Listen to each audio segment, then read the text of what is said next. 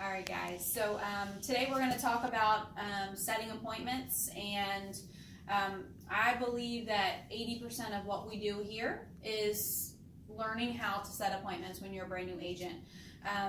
You need to become awesome at setting appointments, because the truth is, if you don't get in the homes, you don't get to sell insurance.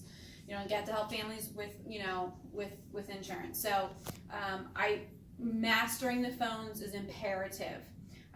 The first thing I want to kind of talk about is mindset behind setting appointments, because it doesn't really much matter what you say almost. You can probably say anything, meaning if you polled the top 100 agents here at Family First Life, they probably would all tell you something a little different as to what their script is, right? But the one thing that they all have absolutely in common is their mindset is right before they start setting appointments, their posture is the same, their confidence is the same, and over time those will develop. But it's crucial in the beginning to kind of get yourself in a place to win, meaning get yourself around people that have a good mindset when it comes to setting appointments, have good posture, have good confidence. And inevitably what happens is their confidence and posture and mindset kind of just trickles over on top of you, right? So it is crucial to make sure that before you start setting appointments, that you're in the right mental capacity to even do it.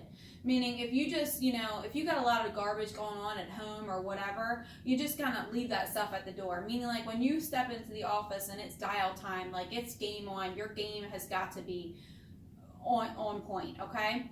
I don't know what it is for you. For me, it's coffee, positive affirmations, maybe some pump up music, maybe worship music, whatever it is for you. Maybe it was working out at the gym. I'm not sure, but make sure whatever it is, you make sure that you got that done right before you start setting appointments, so that way you're ready to go. Like as soon as 8 a.m. it's dial time, you've got your lead, your phone, and your schedule right in front of you. You're ready to roll. Not like 8:20, 9 o'clock, 11 o'clock.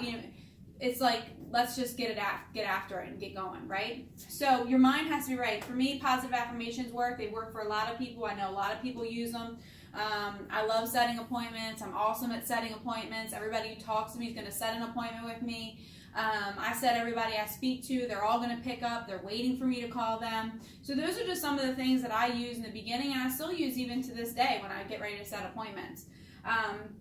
The other thing that I want to make sure that everybody knows when they first start setting appointments, you need to be prepared, right? So you need to have your schedule in front of you. Every time slot that you are going to fill, make sure that it's in front of you. So that way when you start to dial, you don't just pick up the phone and somebody says, yeah, you can see me tomorrow, and next thing you know, you're scrambling about what time you have. You don't sound organized, you don't sound in control, and you don't sound confident. But if your schedule's right in front of you, you've got your first time slot 8:30, then your second one 10, and then you're 11:30. And right on down the road, as soon as you go right into your script, I've got either an 8, an 8:30, or an 11, which time's going to work better for you, Miss Mary. You're going right into it, so you're not stumbling and fumbling all over the place. So make sure you're prepared before you start setting appointments. So now it's it's time to go. We've got our leads, or another aspect of being prepared is when you've got your leads ready to go, please don't worry about age and loan amounts and all that. None of that matters. The only thing I want you to look at is their name and their phone number. That's it. We don't much care how old they are, where they live, what type of house they have, what community they live in, if it's a husband, is a wife, is a $700,000 loan or a $13,000 loan. None of it really matters. It's a family who needs to be protected, right? I look at every single lead as just one distance away from my best friend or a family member that's distant, right? So it's somebody who kind of knows me, right? And I kind of know them, because how we know each other is through this paper right here. And I'm just, kind of treating them as if they are a part of the family already. I'm not treating them as if they're a customer or a client or salesy or telemarketing. No, I'm not treating them like that. I'm calling them exactly the way I would call my best friend's grandmother's best friend that lives in the same community building as her. I'm going to call as if she knows that I'm going to be calling her. Why? Because these people gave us their phone number, right? They said call me when they filled out the form and gave us their phone number. So I'm not confused about calling or not calling. If they didn't want me to call, they would have never filled out the form. Meaning, like, 1% of the people fill out the form, maybe 2, depending upon what type of lead it is. I'm not filling out a form because I know how to get this type of protection. I know like over 1,000 agents, as a matter of fact. So I'm not confused. they filled out a form, put their phone number on there, and asked for me to give them a call to help them with protection. So I kind of treat it like, again, it's just one distance away from me already knowing them. And that one distance is this form they put in the mail and said, please give me a call back. So I'm going to go over a couple different scripts that we use. All of them are going to basically sound very similar. We might just be changing one or two little words in there. The other thing that I want you to be prepared and understand is that when you listen to my scripts and you listen to my posture and you see how I'm standing here and you see, what my position is, I am very assumptive. I am not confused about me setting an appointment to go out to their house. I'm not asking if it's okay. I'm not making sure they understand what I'm talking about. I'm not, waiting for their acceptance to say it's okay to sell me insurance. None of that. I'm being very assumptive in knowing that I'm here to do a job. My job is to give these people a call, let them know what I'm calling about, and set up a time for me to go out and see them. It is not my job to try to play a game with them and do a Q&A on the phone. My only job is to set the appointment. That's it. I am very confident in the fact that our products are the best, that our training is the best, and that we are solution-based agents who know how to go out there and help families figure out a problem and put a solution in place. I am not confused about that. This is not about giving quotes or anything like that. This is not about that. It's about finding a problem and helping families put a solution in place. That way, if tomorrow there's a devastating tragedy and their finances are flipped upside down because somebody's family lost an income, that these plans are going to be there for them when that happens. And I'm very confident in that. So I hope that you have that same confidence. And knowing that here at Family First Life, you have the best products, you have the training that will support those products, and people behind you waiting for you to, waiting to help you and to help these families once you get out there. So your only job is to just set the appointment and have that confidence when you go out there. So the first script that I'm going to cover is mortgage protection, because obviously we do a lot of that, and it's very simple. Here's the other thing. I don't allow the client to say anything until I ask a question. Meaning I don't give any airtime. I don't pause long enough so they can slip a little word in there or say something. I don't ask them if they remember anything. I just go right into my script until I ask the question, and that's when they're allowed to talk. So it almost is like a big run-on sentence, but they don't really realize it because I give slight pauses, but not long enough for them to say anything. So when you too are starting to do your script, I want to remind you, don't allow them to talk until you ask the question, right? Don't allow this, I call it airtime. Don't allow these weird long pauses so that way somebody slips in there and says anything like, I'm not interested or some weird crap like that, right? So just go right on through. I'm going to go right on through the script, and then I'm going to ask a question. I'm expecting an answer to that question. If they don't give me anything but an answer to that question, I had to start the script over again from the very tip top. I'm going all the way back to the beginning and starting it over until I get that answer. Because the only thing that I need to do is to schedule an appointment to make sure we get out there to see them. So, mortgage protection. Ring, ring. Hi, Miss Mary. Hey there, this is Jamie giving you a quick call with the Mortgage Protection Division, just calling you back. We received the paperwork you had filled out and mailed into our office. Talked about the different plans if something were to happen to you, helps take care of your mortgage or the payments. And I'm the person assigned to help you out with the information. Just takes a few minutes to go through it. They have me in Baltimore tomorrow.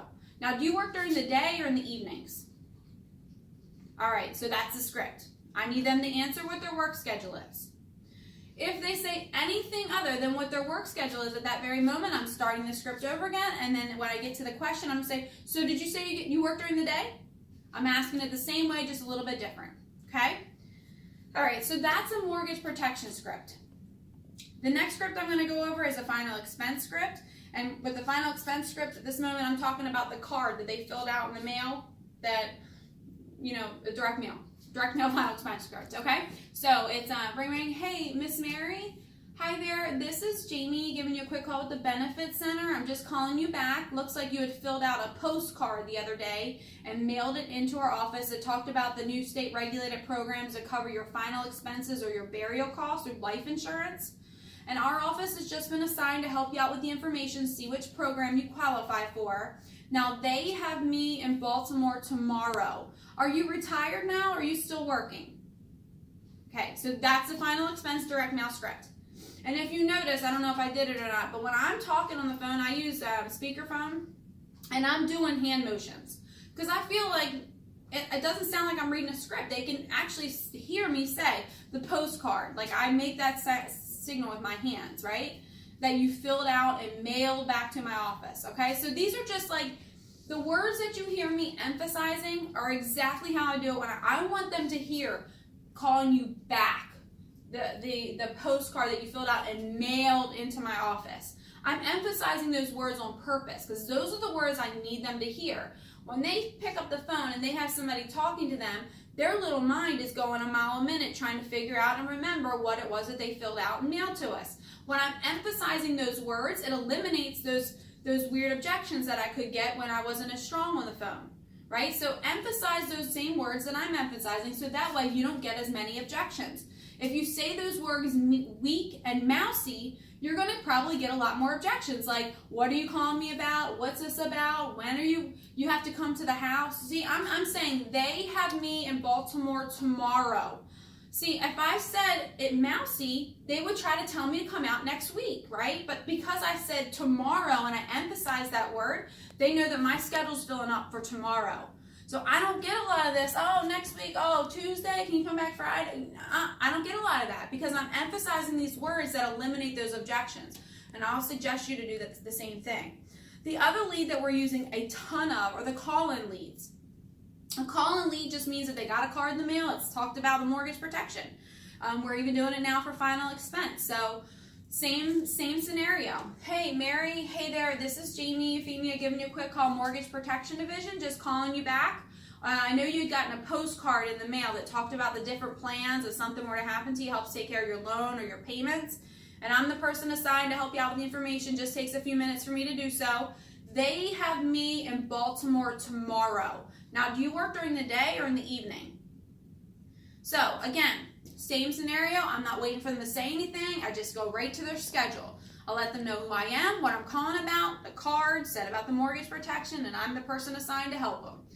Very, very simple. These scripts are about 30 seconds long. They shouldn't take you any more than a couple hours to master. Okay? The next one is a Facebook lead. We use a ton of these. Again, similar situation. Calling, tell them who we are, what we're calling about, and tell them what's going to happen. So, hey, Mary, this is Jamie Euphemia giving you a quick call with the Benefits Center. Just calling you back. Looks like yesterday or the day before you were on Facebook and clicked on that little ad that talked about the new state-regulated burial programs that would help cover your final expenses through life insurance. And I'm just the person assigned to help you out with the information. Looks like your code word on here was green. All right, perfect. And I've got you here at 123 Main Street, right? And you're in 21220? Yes. Okay, perfect. They have me in Baltimore tomorrow. Just takes a few minutes for me to go through the information, see what you qualify for, and then I can help you put a policy in place. Now, are you retired now, or are you still working? Okay, so I'll go right into same thing. They answer the question. And then the last one is internet leads, EverQuote. Same thing as Facebook. It's just they went online and answered an ad. So, Mary, hey there, this is Jamie giving you a quick call with the Benefits Center. I'm giving you a call back. Looks like yesterday or the day before you had went online and asked about some information about some insurance, life insurance, burial expenses, that sort of thing. And I'm just the person assigned to help you out with the information. Just takes a few minutes for me to go through it with you. They have me in Baltimore tomorrow. Now, do you work during the day or in the evening? Okay, so those are the 5 scripts. Now, once they answer the question, as if on any of those, they're going to answer the question. If they work during the day or they work in the evening, then I'm going to ask them what time they get home from work, them and their spouse. We are going to now go into what we call the tie down. If you get really excited that very moment in time that you set the appointment and don't do this part of it, you are doing yourself a great disservice. Because truth be told is if your tie down isn't as good as your front end script, you will have a ton of no-shows and be very frustrated with this whole entire process. And then that little voice in your mind is going to actually tell you that you can't sell insurance and you're not good at this business and you won't make it and yada, yada, yada, all the other craziness that little voice can tell you in your head. So doing the tie down is almost just as important as doing the front end script. And the tie down is just this. Okay, so they tell me when they work.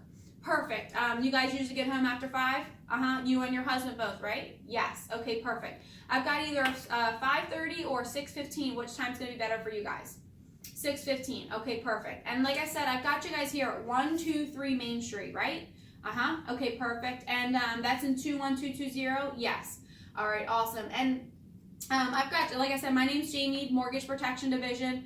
And I've got you here 615. Now the numbers 1, 2, 3, are they on the house or the mailbox?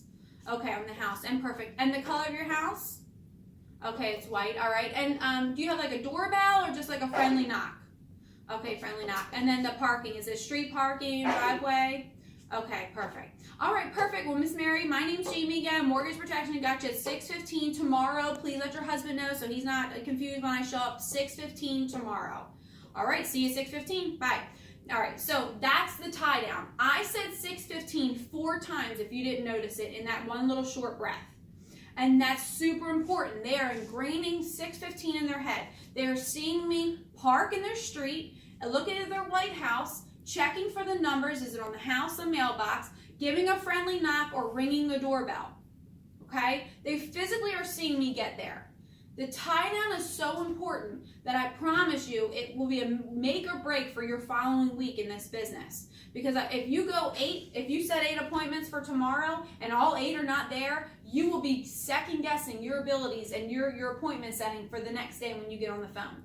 So please, by God, make sure you do not get too excited that you set appointments and forget about this little thing called a tie down. Okay?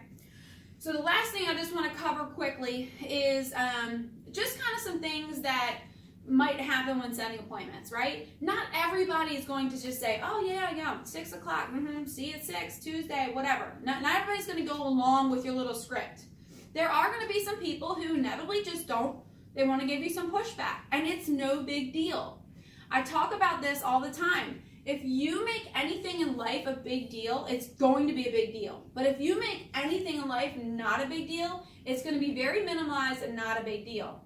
Meaning, if someone tells me they're not interested, I act like it's no big deal. I don't get up in arms, I don't get nervous, I don't fumble or stumble on my words. It's just I go right into it. It's no big deal. Hey, listen, yeah, I'm not sure what you're interested in. Somebody already come out and went over things. Anyway, listen, we just need to set up a time for me to come by and go through the information with you that you had requested and make sure you got the proper plan. That's it.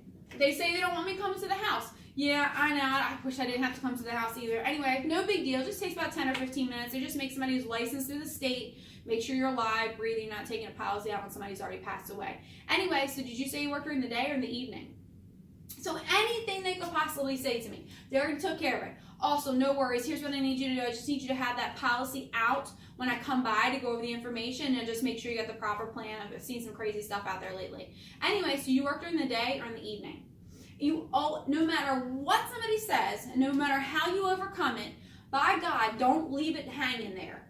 You have to rope it back in and make sure you finalize it with a question. And the question always is so did you say you work during the day or in the evening? So did you say you get home by 6? So are you retired or are you still working? You have to recover it with asking another question, which then gets you in control and allows them to be able to answer you without saying never mind or hanging up or whatever.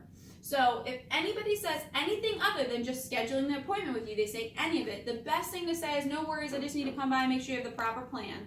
So did you say you work during the day or in the evening? Okay, so you always have to follow up with that one last question. So guys, I hope this helped. Please make sure when you are first starting to set appointments, you record yourself and allow your manager to help you get better on the phones. Get around people who are also setting appointments. That will help you get better a lot faster.